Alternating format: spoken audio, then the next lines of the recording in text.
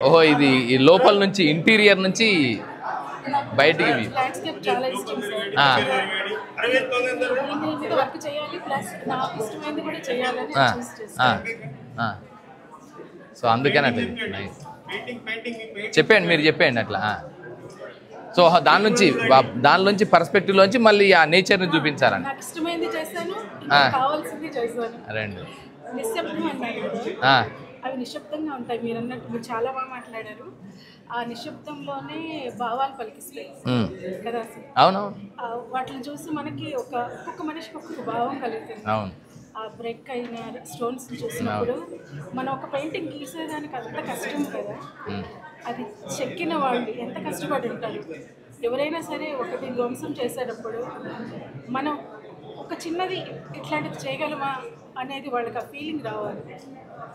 అప్రిషియేషనే లేకుండా అయిపోతుంది. బాగుంది. కానీ చాలా బాగుంది మీరు.